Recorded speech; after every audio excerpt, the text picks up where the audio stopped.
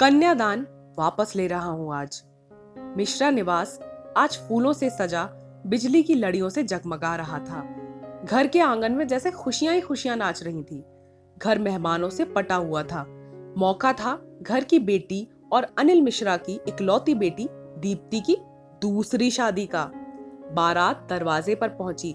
सभी का यथोचित सत्कार कर शादी की रस्में शुरू हुई। दूल्हे संदीप को देखकर अनिल जी और उनकी पत्नी जया जी की आंखें सजल हुए जा रही थीं। बार बार आंखों को पोंछ सभी के आव भगत में दोनों लगे हुए थे। सारी रस्मों के बाद कन्यादान का समय था। अनिल जी अपनी पत्नी के साथ बैठे थे। बेटी दीप्ति का हाथ संदीप के हाथ में देने को आंखों में आंसू थे। जाने इस शादी की खुशी के या पिछले दिनों जो बेटी ने सहा उसके लिए। पंडित जी ने कहा, यजमान, कन्यादान की रस्म शुरू करते हैं। अनिल जी थोड़ा भरे गले से बोल पड़े, पंडित जी, कन्यादान नहीं, सिर्फ गठबंधन। मैं अपनी बेटी का कन्यादान नहीं कर रहा, बस इन लोगों को संबंध की गांठ से बांध रहा हूँ। मेरी बेटी कोई वस्तु नहीं जिसका दान करूं। कहते कहते उनका गला इतना भर गया कि मुंह से आवाज ही नहीं निकली। दीप्ति अपने आप को रोक ना पाई।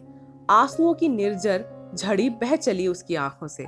तभी संदीप बोल पड़ा, पापा, मैं आपसे बेटी का दान नहीं, साथ मांग रहा हूँ। आप मुझे बस उसका साथ दे दें। उसके बाद भी बेटी वो आपकी ही रहेगी।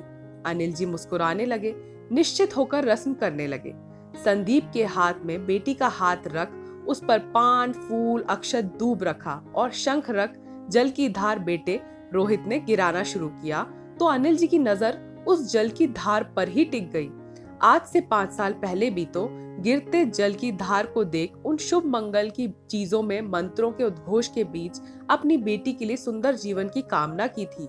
बेटी को विदा करते समय उसकी माँ और दादी ने उसे कह दिया था, कैसे भी तुझे वहां निभाना है। अब वो घर तुम्हारा है, उसे ही सजाना संवारना है। उसे ये कहना तो भूल ही गए, कभी भी कोई परेशानी हो तो ये घर अभी भी तुम्हारा है। तुम कभी भी अपनी तकलीफ और परेशानी लेकर अपने घर आ सकती हो। और शायद मेरी बेटी ने वही मान लिया जो माँ और दादी ने समझाया था, जो समाज की हर बेटी को समझाया जाता है। दहेज के लिए उसे प्रताड़ित किया जाता तो कभी हमारे सामने मुंह ना खोलती। शुरू शुरू में कुछ चीजें मांगी उसने, हमने भिजवा भी दी, लेकिन बाद में तो उसने हमसे कुछ कहना ही छोड़ दिया और हमने भी मान लिया कि सब ठीक है। हमारी बेटी अपनी घर गृहस्थी में बहुत खुश है। क्या पता था, और उसने भी तो एक आवरण डाल रखा था अपने ऊपर। एक दिन संयोग से मैं उधर से गुजर रहा था, सोचा बेटी से मिलता चलूं। बिना बेटी को फोन करे पहुंचा तो देखा उसकी सास हॉल में सोफे पर बैठी थी और दीप्ति के कमरे से उसके ही चिल्लाने की आवाज पूरे घर में गूंज रही थी। वो रो रही थी और पति राजेश लगातार उसे पीट रहा था। मुझे देखते ही उसकी सास हड़बड़ा सी गई। मुझे रोकने की कोशिश की, लेकिन मैं नहीं रुका। सीधे बेटी के कमरे की तरफ बढ़ा। दरवाजा खुला था और मेरी बेटी की पलकें मुदी हुई थी। अब वो शांत थी या शायद अचेत हो गई थी। तब तक उस कोमल सुकुमार देह पर इतने काले निशान। छी! जिस बेटी को तेज आवाज में बोल दो तो उसकी आंखों से आंसू टपक पड़ते, वो बेटी।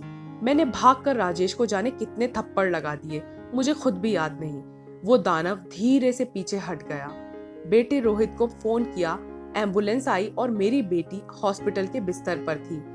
क्या यही सबके लिए विदा किया था बेटी को? वहां जाकर रोहित के डॉक्टर दोस्त संदीप ने बताया कि बेटी 3 महीने से प्रेग्नेंट है। सुनकर जैसे हमारी तो दुनिया ही पलट गई। इस स्थिति में मेरी बेटी पर इतना जुल्म, उसे उसी हॉस्पिटल में भर्ती कराना पड़ा। बस क्या था, पुलिस में रिपोर्ट लिखवा दी और सोच लिया कि मैं अपनी बेटी का दान वापस लूंगा। दीप्ति को होश आया और जब पूछा तो उसने बताया कि कल मार इसलिए पड़ी क्योंकि उसके घर गर्भ में बेटी थी और वो दानव इस बच्ची को मार देना चाहते थे, माँ के गर्भ में। दीप्ति ने उसका विरोध किया, जिस पर उसकी ये दशा हुई। उस काले अध्याय को बेटी के जीवन से, किताब से मैंने फाड़ फेंका। 6 महीने बाद बेटी का जन्म हुआ। उसी हॉस्पिटल में वो बेटी अपनी माँ के लिए जैसे खुशियों की सौगात लेकर आई। उसी दिन संदीप ने मेरे सामने दीप्ति को अपनाने का प्रस्ताव रख दिया। उसकी वाणी मुझे जैसे देवता की लग रही थी, जैसे कोई देवता उतर आया था धरा पर अपने किसी पुजारी से खुश होकर। वो कह रहा था, अंकल, आप ये ना जानिए कि मैं दीप्ति के इस हाल को देखते हुए उस पर एहसान कर रहा हूँ, उसे अपनाने की बात कर रहा हूँ। मैं उसे शुरू से ही पसंद करता था, लेकिन अपनी पढ़ाई पूरी करने के इंतजार में था। जब ये बात रोहित को बताई तब तक आपने दीप्ति की शादी तय कर दी थी। रोहित ये बात जानता है अंकल। तब मैंने दीप्ति के लिए ही अपने कदम पीछे खींच लिए थे। काश काश बेटा तुमने कहा होता। लेकिन संदीप, अभी तो उसके पास उसकी बेटी है, उसका क्या? बड़ी कातर नजरों से उसकी तरफ देखते हुए पूछ बैठा। अंकल, उसे देखकर ही तो जाने कहां से इतनी हिम्मत आ गई कि आपसे ये बात कह पा रहा हूँ। वो मेरी बेटी कही जाएगी, बस आप हाँ कह दो, मैं तैयार हूँ। संदीप, लेकिन दीप्ति से भी तो पूछना होगा, और तुम्हारी माँ। भाई साहब, मेरी चिंता आप छोड़ दें। मेरे बेटे ने जो वादा किया है उसे निभाने में मेरा पूरा साथ होगा। आप बस दीप्ति से पूछ लें। अनिल जी और पत्नी जया जी को जैसे सारे जहां की खुशियां मिल गई थी। आज पोती ने जैसे ईश्वर से सब कुछ ठीक करने का वरदान मांग लाई थी। 2 साल तक दीप्ति नहीं मानी शादी के लिए, लेकिन संदीप ने अपनी कोशिश जारी रखी। उसके हृदय पर लगे हर घाव पर शीतल मरहम लगाने की वक्त ने नासूर बने घाव को धीरे धीरे भरना शुरू किया। और उसी वक्त संदीप के लिए दीप्ति के दिल में शायद प्यार का अंकुर भी फूटा। छोटी सी बेटी 2 साल की हो गई थी, और शायद संदीप जितना प्यार किसी को नहीं करती थी। उन दोनों का रिश्ता खून का नहीं, लेकिन जन्म का तो था ही। उस नन्ही गुड़िया ने ही संदीप को चुन लिया था अपने पिता के रूप में। संदीप की 2 साल की तपस्या पूर्ण हुई, और आज ये दिन आया जब मैं फिर बैठा हूँ देवताओं, गुरु और श्रेष्ठ जनों के सामने बेटी का गठबंधन करने, कन्यादान नहीं। तो दोस्तों, कहानी यही समाप्त होती है। कहानी अच्छी लगी हो तो वीडियो को लाइक करना, चैनल को सब्सक्राइब करना, और मिलते हैं अपनी अगली कहानी में। तब तक के लिए कहानी वाली एकता को आज्ञा दीजिए। धन्यवाद।